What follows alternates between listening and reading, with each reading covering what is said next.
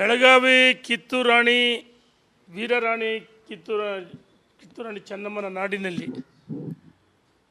ಚೆನ್ನಮ್ಮನ ವಂಶಸ್ಥರ ಮೇಲೆ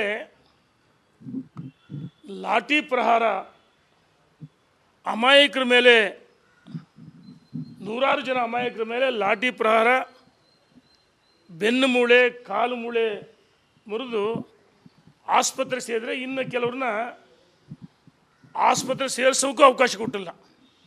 ಈ ಘಟನೆಯನ್ನು ಭಾರತೀಯ ಜನತಾ ಪಾರ್ಟಿ ರಾಜ್ಯದ ಅಧ್ಯಕ್ಷರು ವಿಪಕ್ಷ ನಾಯಕರುಗಳು ನನ್ನನ್ನು ಒಳಗೊಂಡಂತೆ ನಾವೆಲ್ಲ ತೀವ್ರವಾಗಿ ಖಂಡಿಸ್ತಾ ಇದ್ದೀವಿ. ಸಿದ್ದರಾಮಯ್ಯನವರೇ ಪ್ರತಿಪಕ್ಷದಲ್ಲಿದ್ದಾಗ ನಿಮ್ಮ ಪಕ್ಷದ ಈಗಿನ ಸಚಿವರುಗಳು ಶಾಸಕರುಗಳು ಯಾವ ರೀತಿ ಮೀಸಲಾತಿ ಪರವಾಗಿ ಮಾತಾಡಿದ್ರಿ? ಅಧಿಕಾರ ಇದ್ದಾಗ ಒಂದು, ಇಲ್ದಾಗ ಒಂದು. ನಮ್ಮ ಭಾರತೀಯ ಜನತಾ ಪಾರ್ಟಿ ಸರ್ಕಾರ ಅವಧಿಯಲ್ಲಿ ಸನ್ಮಾನ್ಯ ಯಡಿಯೂರಪ್ಪನವರು ಮುಖ್ಯಮಂತ್ರಿಗಳಾಗಿದ್ದಂಥ ಸಂದರ್ಭದಲ್ಲಿ ಪಂಚಮಶಾಲಿ ಸಮಾಜ ಹೋರಾಟ ಆಯಿತು, ಪಾದಯಾತ್ರೆ ಆಯಿತು, ಸಾವಿರಾರು ಕಿಲೋಮೀಟರ್ ಪಾದಯಾತ್ರೆ ಮಾಡಿದರು ಶ್ರೀಗಳು, ಜೆ ಮೃತ್ಯುಂಜಯ ಸ್ವಾಮೀಜಿಗಳು. ನಂತರ ಅವ್ರ ಜೊತೆಗೆ ವಚನಾನಂದ ಶ್ರೀಗಳು ಸೇರಿಕೊಂಡ್ರು. ಇಡೀ ಸಮಾಜ ಬೆಂಗಳೂರವರೆಗೆ ಪಾದಯಾತ್ರೆ ಮಾಡಿದರು, ಫ್ರೀಡಮ್ ಪಾರ್ಕಲ್ಲಿ ಧರಣಿ ಮಾಡಿದರು. ಮತ್ತು ಆಲುಮತ ಸಮಾಜ ಎಸ್ ಟಿಗೆ ಸೇರಿಸ್ಬೇಕಂತೇಳಿ ಶ್ರೀಗಳು ಸಹ, ಕಾಗಿನೆಲೆ ಶ್ರೀಗಳು, ಆ ಸಮಾಜದ ಮುಖಂಡರುಗಳು ಪಾದಯಾತ್ರೆ ಮಾಡಿದರು. ವಾಲ್ಮೀಕಿ ಶ್ರೀಗಳು ಸುಮಾರು 3 ತಿಂಗಳು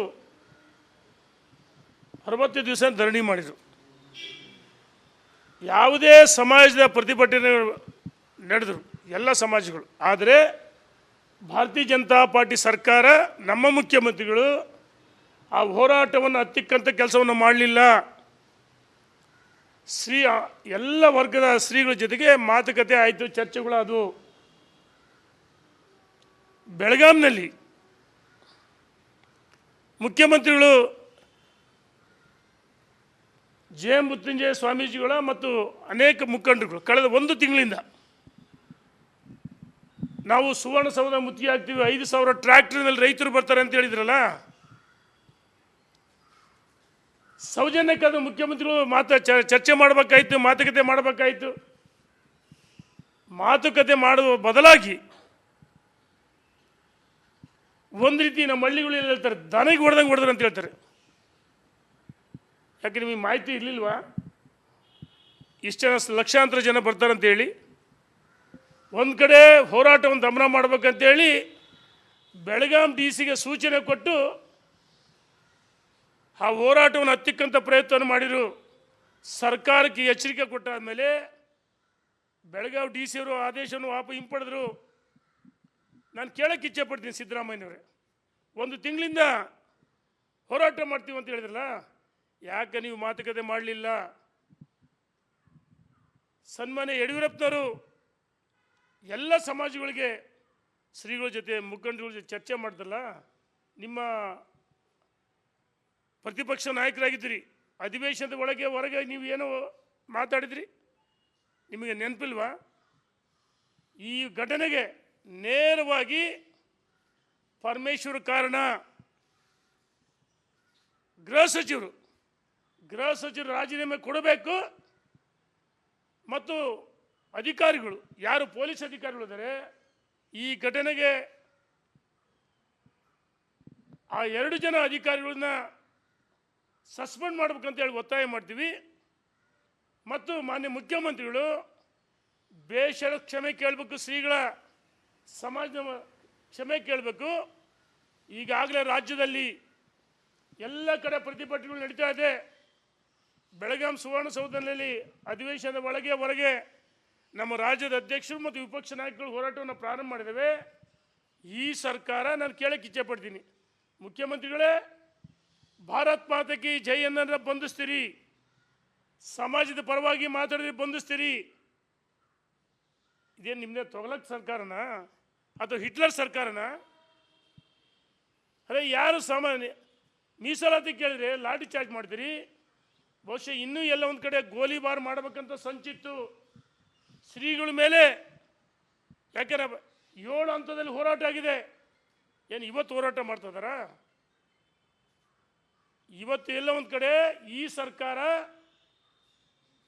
ಭಾರತ್ ಮಾತಿಗೆ ಅವಮಾನ ಮಾಡಿದಾರನ, ಪಾಕಿಸ್ತಾನ ಜಿಂದಾಬಾದ್ ಅಂದರ್ನ, ಮತ್ತು ಹುಬ್ಬಳ್ಳಿ ಪೊಲೀಸ್ ಠಾಣೆ ಮೇಲೆ ಕಲ್ಲು ತೂರಾಟ ಮಾಡಿದಾರನ, ಕುಕ್ಕರ್ ಬದರ್ಸನ್ನ ಅಮಾಯಕರು ಅಂತ ಹೇಳ್ತೀರಿ. ಅವ್ರನ್ನ ಬಂಧಿಸಿದಿರಾ? ಲಾಠಿ ಚಾರ್ಜ್ ಮಾಡಿದಿರಾ? ಅಥವಾ ಕಂಡಲ್ಲಿ ಗುಂಡಿ ಕೊಡಿದಿರಾ? ದೇಶ ವಿರೋಧಿಗಳಿಗೆ ನೀವು ಕುಮ್ಮಕ್ಕು ಕೊಡ್ತಾ ಇದ್ದೀರಿ. ದುಷ್ಟ ಶಕ್ತಿಗಳಿಗೆ, ಭಯೋತ್ಪಾದಕರಿಗೆ ಕುಮ್ಮಕ್ಕು ಕೊಡ್ತಾ ಇದ್ದೀರಿ. ಆದರೆ ಭಾರತ ಮಾತೆಯ ಮಕ್ಕಳು ನ್ಯಾಯವನ್ನು ಕೇಳಿದರೆ, ಮೀಸಲಾತಿಯನ್ನು ಕೇಳಿ ತಪ್ಪೇನಿದೆ? ನಮ್ಮ ಸರ್ಕಾರ 2D ತಂದಿರಲ್ವಾ? ಯಡಿಯೂರಪ್ಪನವರು 3B ಕೊಡಿದ್ರು ಪಂಚಮಶಾಲಿ ಸಮಾಜಕ್ಕೆ. ಬೊಮ್ಮಾಯಿಯವರಿದ್ದಾಗ 2D ಸಚಿವ ಸಂಪುಟ ತೀರ್ಮಾನ ಮಾಡಿ 2Dಯನ್ನು ಘೋಷಣೆ ಮಾಡಿದರು. ಇದನ್ನಾದರೂ ಯಥಾವತ್ ಜಾರಿ ತರಬೇಕಲ್ಲ. ಜಾರಿಗೆ ತರುವ ಬದಲಾಗಿ ಈ ರೀತಿ ನಿಮ್ಮ ಸರ್ಕಾರಕ್ಕೆ ಮಾನವೀಯತೆ ಇಲ್ಲ, ಮನುಷ್ಯತ್ವ ಇಲ್ಲ, ಮೃಗಗಳಂತೆ ವರ್ತನೆ ಮಾಡಿದಿರಿ. ಬಹುಶಃ ಜನ ನಿಮ್ಮನ್ನು ಕ್ಷಮಿಸಲ್ಲ.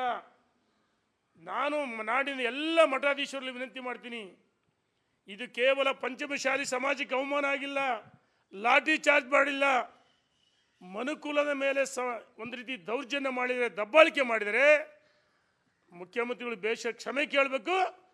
ಪಂಚಮಶಾಲಿ ಸಮಾಜಕ್ಕೆ ಮತ್ತು ವೀರಶೈವ ಲಿಂಗಾಯತ ಎಲ್ಲ ಉಪಪಂಗಡಗಳು ಸೇರಿಸಿ ಸರ್ಕಾರ ಮೀಸಲಾತಿಯನ್ನು ಕೊಡಬೇಕು.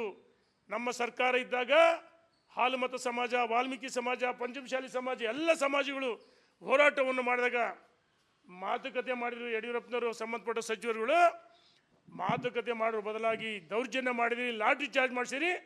ತಕ್ಷಣ ರಾಜ್ಯದ ಜನರು ಕ್ಷಮೆ ಕೇಳಬೇಕಂತೇಳಿ ಒತ್ತಾಯವನ್ನು ಮಾಡ್ತೀನಿ. ಮೀಸಲಾತಿ ಕೊಡಲೇಬೇಕು. ಕೊಡದೇ ಇದ್ದರೆ ಭಾರತೀಯ ಜನತಾ ಪಾರ್ಟಿ ಇವತ್ತೇನು ಹೋರಾಟಕ್ಕೆ ನಾವು ಬೆಂಬಲವನ್ನು ಕೊಟ್ಟಿದ್ದೀವಿ, ಎಲ್ಲ ಸಂದರ್ಭದಲ್ಲೂ ಗಟ್ಟಿಯಾಗಿ ನಾವು ಜಯಮೃತ್ಯುಂಜಯ ಸ್ವಾಮೀಜಿಗಳ ಜೊತೆಗೆ, ಸಮಾಜದ ಮುಖಂಡರುಗಳ ಜೊತೆಗೆ, ಇವತ್ತೇನು ಅಮಾಯಕರಿಗೆ ಏಟಾಗಿದೆ ಅವ್ರ ಜೊತೆಗಿರ್ತೀವಿ ಅಂತೇಳಿ ಸರ್ಕಾರಕ್ಕೆ ಎಚ್ಚರಿಕೆಯನ್ನು ಕೊಡ್ತಾಯಿದ್ದೀವಿ.